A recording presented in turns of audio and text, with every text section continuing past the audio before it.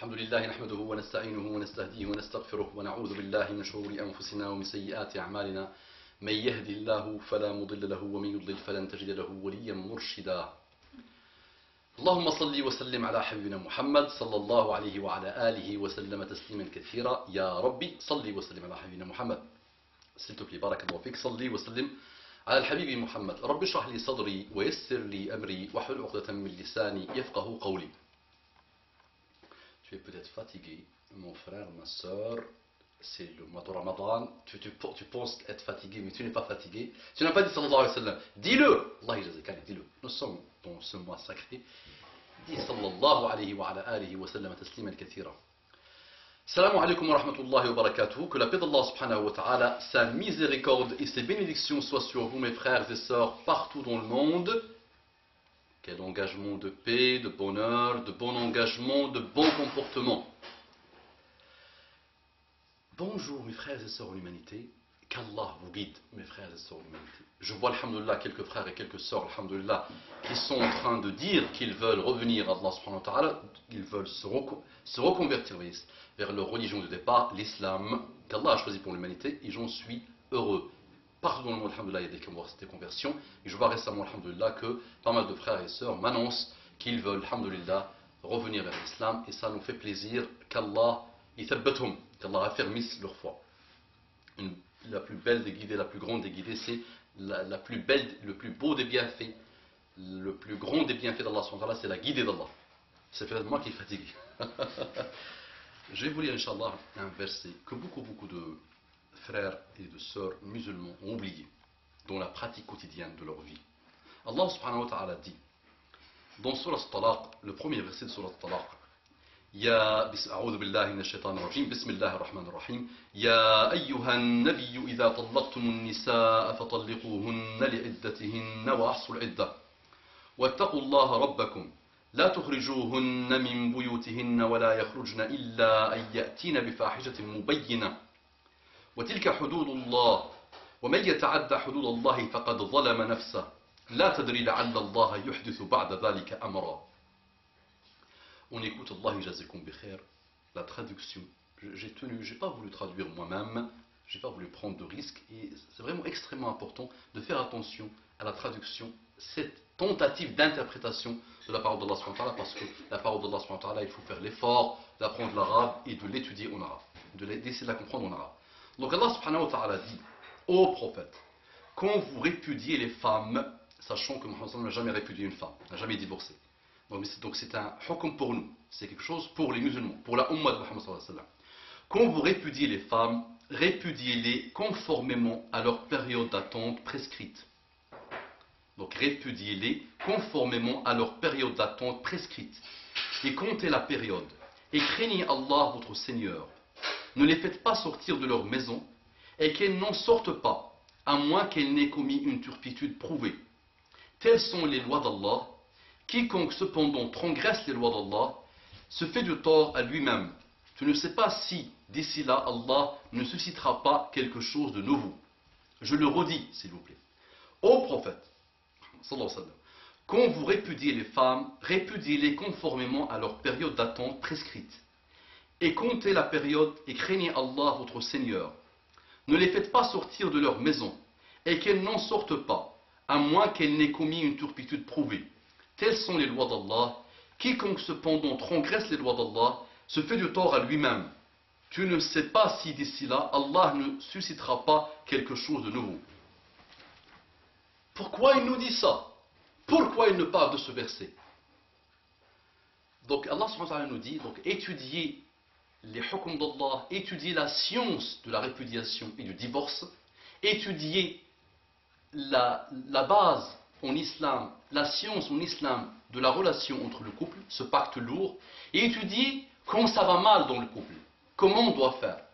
Donc subhanallah, Allah nous dit dans ce verset, et étudiez ce que les savants disent par rapport à tafsir de ce verset, de ce type de verset, et de qu'est-ce qui régit le couple quand ça va mal. Il ne faut pas faire sortir, même en cas de divorce, il ne faut pas la faire sortir toute la période de la idda. La idda. Donc il y a ça a été traduit conformément à leur période d'attente prescrite. L'idda, c'est traduit par l'attente prescrite. Donc il y a un délai que même s'il y a un divorce, le mari peut retourner avec sa femme. Donc pendant ce délai-là, elle ne doit pas quitter la maison. L'homme ne doit pas la faire quitter la maison. Qui connaît ça? Qui essaie de faire ça? Qui essaie de pratiquer ça? Et elle aussi, il lui est interdit par Allah, par l'ordre d'Allah subhanahu wa ta'ala, de quitter la maison. Aujourd'hui, ça divorce pour un rien, ça quitte la maison pour un rien, avant même que ça divorce, ça quitte la maison. C'est des problèmes sans fin. Ça veut divorcer parce que sa maman lui a rendu visite. Ça veut divorcer parce que il lui a mis une robe blanche, elle a mis une robe noire. Ça veut divorcer parce qu'elle a trop grossi, ou elle a grossi, elle a pris quelques kilos de poids. Ça veut divorcer pour n'importe quelle raison.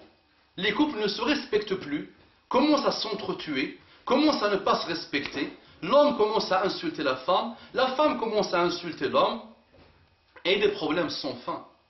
Alors que, n'oubliez pas, que tant que nos familles sont à ce point détruites, sont à ce point massacrées, par ce divorce, qu'Allah n'aime pas, Allah n'aime pas le divorce. Ô frères, ô sœurs, soyez intelligents, soyez sages.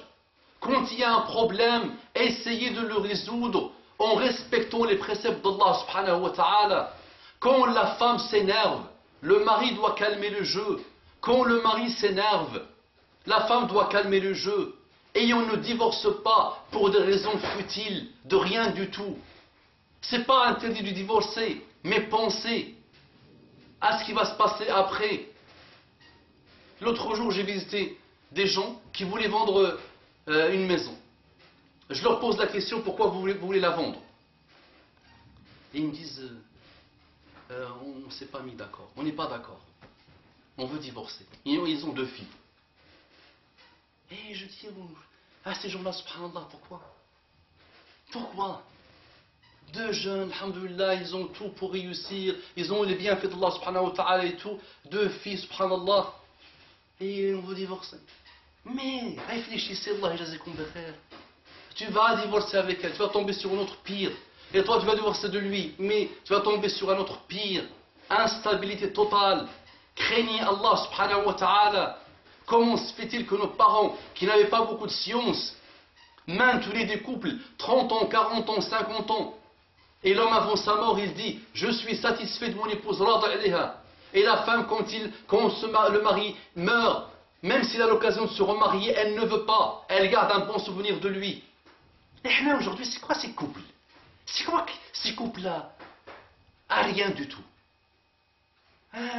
Tu as grossi, je veux te quitter. Tu m'as dit, ta maman l'autre jour nous a visité, tel problème, Ali, je t'aurais pu dire. Mais c'est quoi ça? Craignez Allah subhanahu wa ta'ala. Sinon, le mari, il ne faut pas se marier dans ce cas. Aujourd'hui, tous les 1 an, ça divorce. Tous les 2 ans, ça divorce. Ça ne tient même plus 4-5 ans. Ça atteint dans quelques pays 60 à 70% de taux de divorce. On a battu même le record de Paris. Ils ont 50% de taux de divorce. Allez, craignez Allah subhanahu wa ta'ala. Revenez à Allah subhanahu wa ta'ala. C'est un signe de lâcheté. Quand ça divorce pour rien, ça fait quand même ton maximum. Si ça divorce, ok. Tu dis, moi, j'ai fait mon maximum pour éviter ça. Esber, sois patient, sois endurant. Et fais ton maximum. Après, quand ça divorce, tu dis, oh, c'est le destin d'Allah subhanahu wa ta'ala, j'ai fait le maximum pour éviter ça. Pour ma femme, j'ai fait le maximum pour éviter le divorce. Pour mes enfants, j'ai fait le maximum pour éviter le divorce. Après, si elle est folle ou si elle est fou, après, il assume sa responsabilité devant Allah subhanahu wa ta'ala. Mais faites quand même, avant d'arriver au divorce, il y a tellement de choses à faire. Est-ce que tu l'as conseillé? Est-ce que tu lui as montré un signe que tu n'es pas content? Dans le lit, tu donnes le dos. Est-ce que tu as fait le nécessaire? Est-ce que tu as appelé Hakamun min ahliha? Et toi aussi, Hakamun min ahlihi, un sage de sa famille à lui, un sage de sa famille à elle, pour essayer de trouver un terrain d'entente, objectivement. C'est-à-dire un sage qui va traiter le sujet du divorce et du problème qu'il y a entre le couple avec sagesse extrême, qui va être objective. Et un sage aussi de sa famille à elle, qui vont se rencontrer pour essayer d'apporter un terrain d'entente dans le couple. Donc craignez Allah subhanahu wa ta'ala, soyez des hommes, des vrais, soyez des femmes, des vrais, et craignez Allah subhanahu wa ta'ala, et revenez à chaque fois à lui pour résoudre vos problèmes. أقول قولي هذا واستغفر الله لكم فاستغفروه إنه كان غفارا رحيما. اللهم صل وسلم على حبيبنا محمد صلى الله عليه وعلى آله وسلم تسليما كثيرا.